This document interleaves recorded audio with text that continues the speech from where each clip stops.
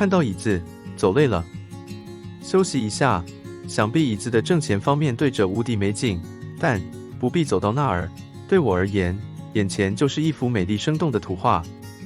位于贝希特斯加登西边的辛特湖，若将其与南边的国王湖相比，此处常被游客当作第二选择或次要路线。尤其在旅行社大深广的要求之下，区域面积不算太大的辛特湖，几乎完全不受团游青睐，故而在许多游客的眼里就显得有些眉眉无纹了。其实，在许多网络的反应或回馈，这个第二与次要反而成为自助游客们的最爱，爱其安静的环境，恋其平静的湖面，无需与一大堆人排队等船，竞争排餐，更不会听到高举小旗子的人大吼大叫。湖面波光粼粼，一眼望穿，好似看到未来那般科幻与理想。湖岸秀丽景致现于眼前，路面平缓好走，路程距离市中，绝对是个适合全家老小郊游踏青健行徒步的好景点。椅子正前方面对着便是如此画面，一幅与世无争、时间暂停的景象。绿树投入湖中，黄叶映入水里，水面无波无纹，若非前面摇曳枯草的摇摆声，真让人以为陷入梦中。国王湖以透镜的水质闻名，相隔不远的辛特湖亦不遑多让。望着辛特湖清澈透明的湖水，真有一种取一瓢饮来试试的冲动。穿越森林之后，正式进入辛特湖的范围。步道依然如此平整好走，路况甚至更胜前面蓝少教堂及魔法森林的路段。平静的水面让对岸的林木倒影如镜，空寂的湖岸让人不忍大声讲话，生怕划破时空产生不必要的涟漪。湖岸旁的椅子代表此为景点，表示此地为最佳赏景拍摄点。大伙走到这儿稍歇一会，只见相机手机纷纷拿出，左一张右一张，中间更是不可少，直到拍好拍满过瘾满足为止。前文蓝少教堂中曾经提到，过去有许多知名画家来蓝少这个地区取景绘画，路边经过某些曾经入画的区域，偶尔就会有告示牌以画框的形态，将画作与介绍呈现在一旁，可见辛特湖这个角度的风景应该是蛮优的。云雾由山的彼端强袭而来，仿佛让树木攀折，让眼前的世界沉入湖水之中。远端的缥缈意象反而让辛特湖水变得更清晰明亮。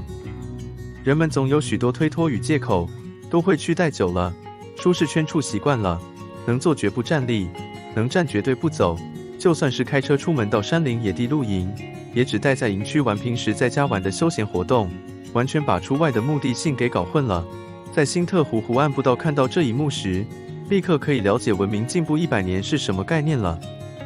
辛特湖边立牌特别将邻近的 Zauberwald Ramsar 地形地物做了一个简单的说明，寓教于乐的做法颇值得学习。终于见到人烟了，短短4点多公里的平缓路程，竟然健行走了3个半小时，可能是大家拍照的时间过多所致，可见这条步道的景致有多诱人了。纵然造访当天的天候不算太好，但在10月中旬依然能够外出徒步健行，甚至气象报告待会就会有降雨的状况。见此景象，我心足矣。沿路走来卖 barbecue 的森林小屋没营业 ，Wortschosam Zauberwald 紧闭门户，炉灶有烟火的却是名家。饿了许久，终于走到辛特湖旁有营业的 Cafe Gelfard。位于辛特湖北面的 Cafe Gelfard， 推门进入才发现里面还蛮多客人。坐在店内可以透过大面玻璃窗欣赏湖面的山路倒影。Cafe Gelfard 并无供应正餐，里面一些简单的轻食餐点，提供游客们补充热量。当然啦，德国啤酒是一定有的啦。真实的世界已然模糊，倒映的印象反而闪闪成真。美丽的景象总是如梦似真，晃动的世界或许已入你我心房。宁静的世界该如何用笔墨来形容呢？或许面对如镜湖面的小鸭最清楚吧。位于湖边西岸的 Hintersee Ramsar Berchtesgaden 巴士站，提供 RVO 845、RVO 846公车停靠载客。拍照时还没什么人等车，后来候车的游客陆续抵达，原以为大家会依序排队上车，结果巴士来时大家蜂拥而上，毫无秩序可言。由蓝少教堂经魔法森林到辛特湖这段约 4.1 公里的路程，全程几乎就是漫步在森林之中，时而伴溪而行，时而步于大树之下。步道起伏不大，平缓好走，是一条蛮值得推荐给一般游客的健行路线。无论跟团或自助到德国贝希特斯加登地区旅游，国王湖是必然会排入的行程，差别则在交通船搭到哪个点，仅到 St. Bartholomew 或是 Sela 呢？如此便形成是蜻蜓点水或是一日践行的路线了。